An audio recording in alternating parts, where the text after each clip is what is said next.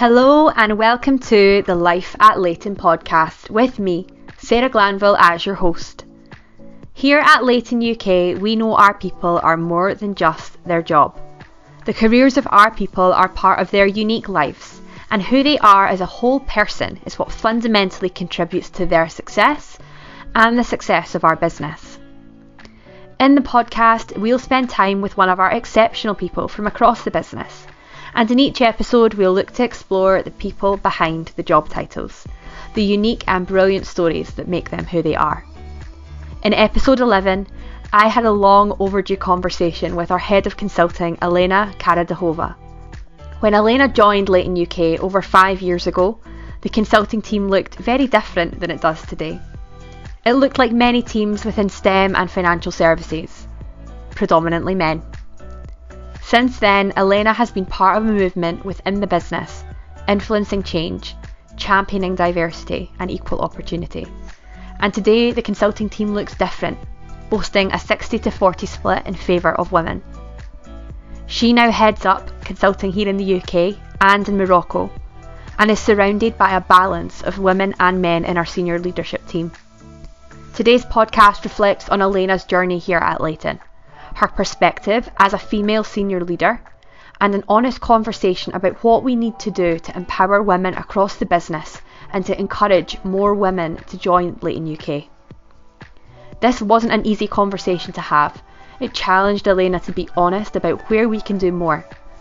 I can't thank her enough for her time, honesty and candour. So thank you for tuning in. Grab yourself a coffee and get ready to be inspired by the people that are Leyton UK. Hello Elena, welcome to the Life at Leyton podcast. Thank you for joining us today. How are you? I'm very well, thank you, and delighted to be here.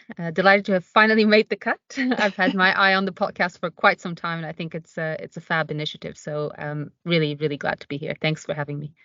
Thank you for coming on. I think we try to talk to the guests that we have on about something important, and there's a really important topic of conversation that we want to talk about today, and it made sense that this was the conversation that we had. So I'm really glad that you want to be here and do that.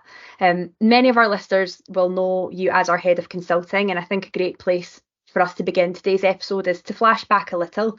Can you start by sharing your journey with us and how you became a senior leader at Leyton?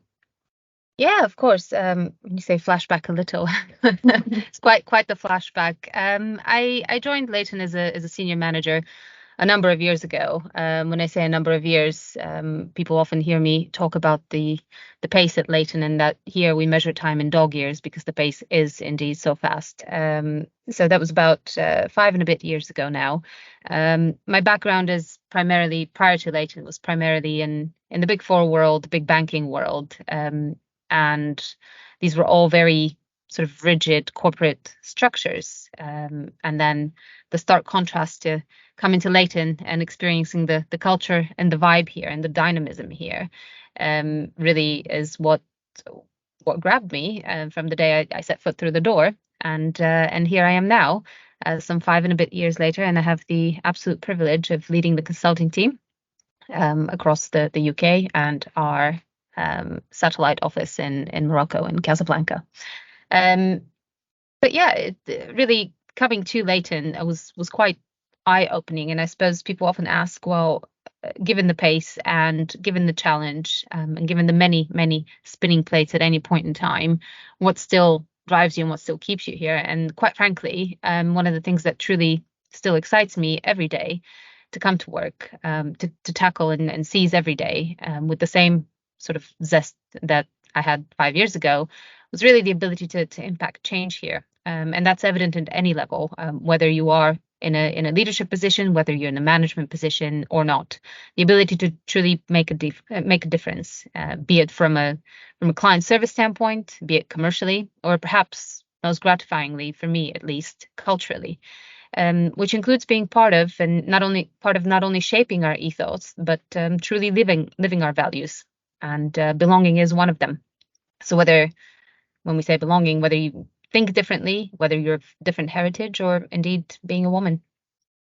Yeah, I think that you've had an incredible 5 years or 5 and a bit years now since you started at Leyton, and I think that that's probably a big reason why you've moved into a senior leadership role here, is that, as you've mentioned before, dynamism, your ability to want to affect change, and yeah, to see that as not only within a client facing role and to change the way that we work on that side of things, but also as the culture and to fly the flag for women within quite a male dominated industry.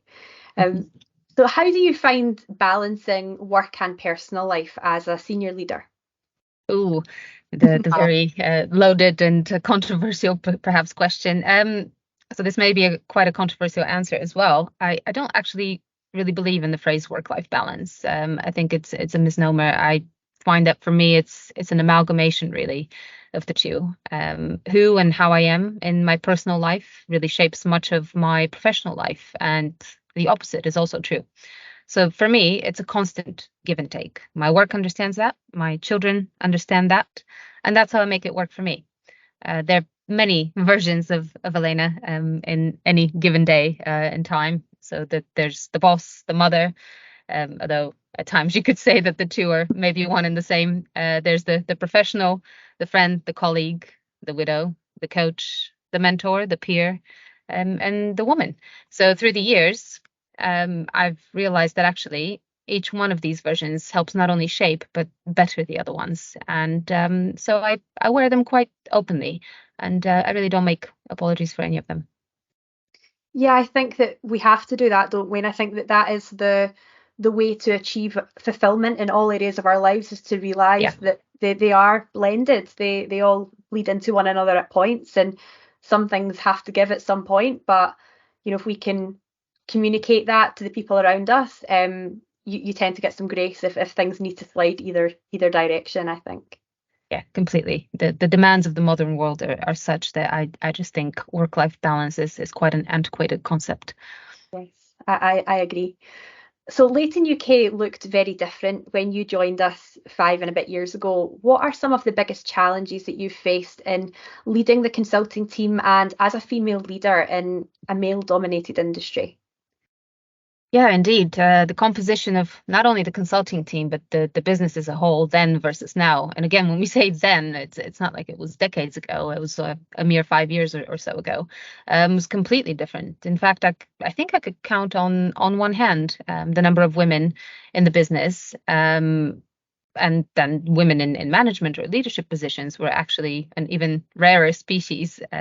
Contrast that to, or fast forward 5 years and a bit later, we now boast I think nearly a 60-40 split on the consulting team in favor of women, and women in leadership and management, case in point, are much more prevalent these days. But I think perhaps what I'm most proud about and most excited about is what we've seen, the transformation we've seen in our Casablanca office. When I started, we had a single consultant in Casablanca. That's now just really exploded to nearly 60, or at any given point in time, that fluctuates, but around 60 professionals. And we recently wrapped up our financial year, and so I paid our Casablanca office a visit, and I had a roundtable with the consulting managers, and had a real sort of moment of reckoning when I looked around the table and I was surrounded by women. And the obviously that's a very patriarchal society still in many regards. So to see that change and to know that that has happened during my tenure here, it really made me feel incredibly proud. I'm fortunate that actually at Leyton I've never been viewed or treated, I think, as a woman in leadership. I've always been treated simply as a leader. And I spoke about the amalgamation of work life and what that means to me. But I can draw, a stark contrast actually to past lives where that's not been the case.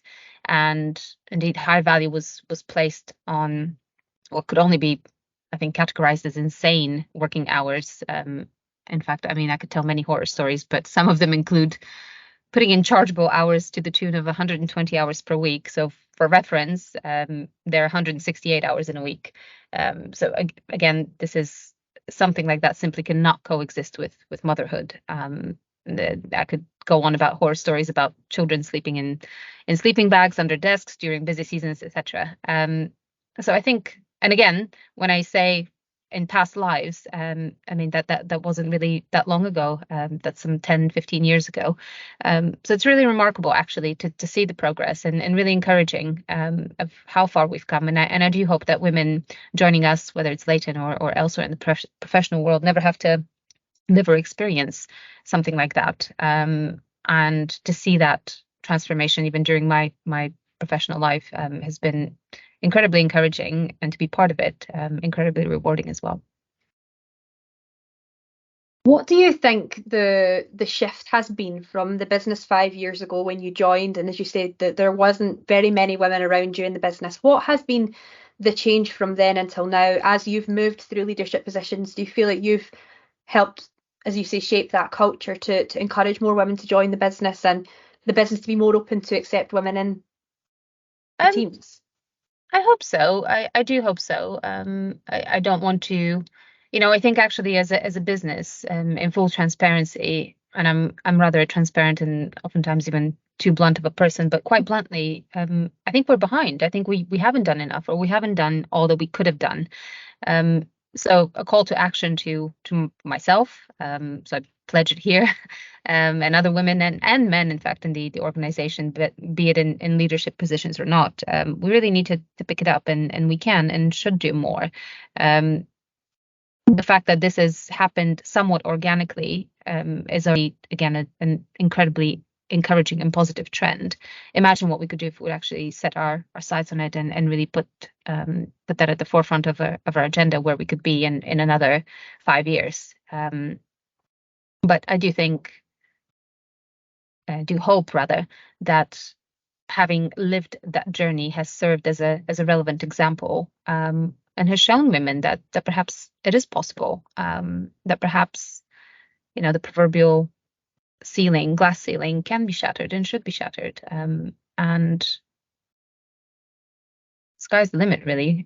You can go as far as you can, and at Leyton specifically, I'm exceptionally proud of our culture of meritocracy, and I don't think that's just a fancy and sexy term we like to throw around. I like to believe that we truly live that, and whether, regardless of gender, that career advancement is purely down to the individual and their capability and their skill set and their ambition and drive. Yes, yeah. I as a more junior member of staff at Leyton, I feel that. I feel the opportunity to drive my career and follow in the footsteps of women who've carved the path out for me here, which is really exciting. But I do agree. I think that we can do more to encourage women to join all areas of our business, and that's I know a massive priority for us in the talent acquisition team, but also with the senior leadership team bought into that objective for this year, which is really exciting. What strategies do you employ to help foster a positive and productive work culture within your team, Elena? I don't know about strategies. Strategies may be a bit rich of a term, but I believe in leading with trust and empathy. And don't get me wrong, the former is hard won, and easily eroded with me. And it's quite a delicate dance. But as a leader, I always take the first step. And ultimately, I think leadership is about giving a damn. And when you care, and I mean genuinely care, people tend to respond, and performance follows. When people know that you are invested in them, in what's best for them, in their career development, you don't discount their personal lives and development either, then they thrive, and they really bring their best version to work every day. Yeah, I think that goes back to the belonging piece as well. Do you know, when you you give people that safe space, that they are trusted, and you believe in them and you care about their future and their potential, they do work hard for you. Yeah, completely. So could you discuss any initiatives or programs Leyton has implemented to support women's career advancements? Yeah, as I said already, I don't think we've done enough, or at least not in a formal shape or form. I do think we have the power and the capability to really do that. There's a reason perhaps, and you can point to all sorts of excuses and rationale as to why we're playing a bit of catch up in this area. Um, we as well as most other businesses in the UK and the world had to grapple with the effects of the pandemic, and there were much more pertinent, I suppose, or much more pressing and urgent issues to address as a business as a whole. But I do think we're now in a fantastic position to really deliver more on these promises and truly make that part of our agenda. And I do think we have now enough women in leadership positions and in management positions that can help spearhead that effort and be a voice and a champion for what we want to see. But again, as I said earlier, I don't think that this is a call or a duty that rests solely with the leadership team, be that female or male. I think that's an appeal, I suppose, across the entire organization. You don't have to be in a leadership position to lead change. Absolutely. And I think almost what you're talking about there is mentorship and being able to support other women. And that, again, doesn't just have to come from leadership positions. There is a lot of experience, a lot of value in everyone's experience so far in their careers. And they can support each other. And, again, doesn't have to be male or female. We can mentor each other to progress forward. Absolutely. So what role do you believe mentorship plays in career development? Have you had any really influential mentors throughout your journey? I think it plays a huge role. Mentorship and coaching can take on formal and informal shapes and forms. And I just believe in surrounding myself with people I aspire to be like, people that inspire me, that I try to emulate, people that are better than me, and that will push me outside my comfort zone. Oddly enough, I think looking back on my career and life, I think most, if not all, influential mentors or role models in my life have been male. I can't say whether that's been a subconsciously biased choice of mine or just luck of the draw, but perhaps actually it is part of what's helped me see myself not as a woman in leadership, but merely as a leader. I don't feel uncomfortable or that I don't belong in a male setting or a male dominated setting even. So perhaps it's had its silver linings, yeah. But it plays a huge role, and I completely agree with what you said, Sarah. Especially now as we have come as far as we have come as a women leadership team and management team. I think it's we do have a certain duty of care to impart that knowledge and that experience on those following in our footsteps. Yeah. And it's maybe a part of that reason for you, Elena, is that you have broken that ceiling, metaphorically to say, and you've carved the path for yourself into a senior leadership role. So when you've been perhaps looking for mentorship or mentorship's been offered to you, it has come from male counterparts who have been, further ahead in the career journey than you. But now you're in this position yourself, you've created a path for women to follow you in. I'm sure that there will be many women in the business who will see you as a mentor, and you will have had a massive influence on their careers for years to come. I very much hope so. What advice would you give to other women aspiring to reach leadership positions at Leyton? I think actually on the back of what you just said, Sarah, about breaking that metaphorical ceiling, I know I have felt that way. So as women, when we're aiming for a seat at the big boys table, in fact, even just the fact that it's called the big boys table, that should tell you all there is, really, isn't it? We often wonder whether what's keeping us from getting that seat is our gender. But when we do eventually get to that table, we often question whether the only reason we got there is because of our gender. So it's really funny that the tricks your mind can play on you in that regard. So my advice, I suppose, would be to women, you really need to silence that little voice in the back of your head. Imposter syndrome is a real thing, and it can be hugely self-sabotaging. You're sat at that table because you earned it, and that's that. The second piece of advice, I suppose, is that you don't have to wait to get a seat at said proverbial table or break said metaphorical ceiling to lead and affect change. Whether that entails trailblazing the way for other women or challenging the status quo in other ways, you really, as I said earlier, you don't have to have a leadership title to lead. So I suppose just be the change you want to see.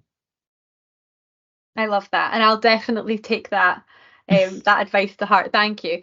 I think a lot of my perception of leadership, and this comes from someone who's not in a leadership role, is about role modeling and about leading from the front. And that really has resonated with me, what you've said about, being the change and not having to wait until you're in a position of senior leadership to be able to affect change. You can be the change that you want to see, and in turn, I think you role model a lot of the behaviours that we probably look for in our future leaders.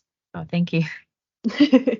So, Elena, thank you so much for joining me today. I'm going to move on to our final question. What are your future goals and aspirations as a senior leader in a financial consultancy?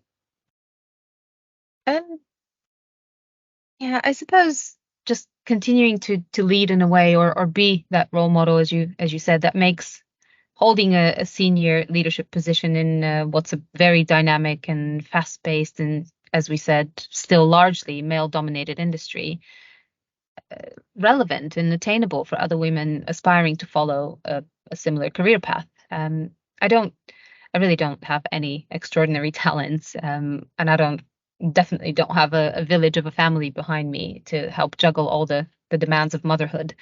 So if I can make it work, every woman can. And if I can help in some way motivate by setting an example, then that's purpose enough for me, and that's a goal big enough for me. Fantastic. Thank you again. Is there anything else you want to say before we sign off? Any final words? Final words of pearls of wisdom. No, not really. I would love to. I would love if I can help to anyone listening, even just for grab me for a coffee or a chat. Even if anything's resonated with you, or if you've got any ideas actually of what we could and should be doing. I really sort of take that appeal that we need to do more to push the boundaries and make that part of our core agenda. So if you've got any ideas, please do get in touch. I'd love to be a part of it. I'd love to hear your thoughts. Again, I thoroughly believe in the fact that you don't have to be in a leadership position to affect change. Plant the seed, see what's out there. I love, part of what I love so much about Leyton is just the sheer magnitude of intellectual power that I'm often surrounded by, and sometimes I love to hear the ideas that come up from the team and from across the business. So get in touch, and it's been lovely chatting to you, Sarah. Thanks so much again for having me, and good luck with the rest of the podcast series. Thank you, Elena. We love ideas here, so please share. Definitely. Thank you, everyone, for listening along at home. I'm sure that everyone has enjoyed our conversation as much as I have, Elena. We'll be back in a few weeks' time with our next episode. But until then, if you are one of the members in our talent community and you're interested in finding out more about what the future might look like at Leyton, please reach out to one of us here in the talent acquisition team. I'll put my contact details in the description below, or check out our careers page with the roles that we have live currently. We'll be back in a few weeks. Thank you again, Elena, for sharing your story. Thank you all for listening in. This has been the Life at Leyton podcast.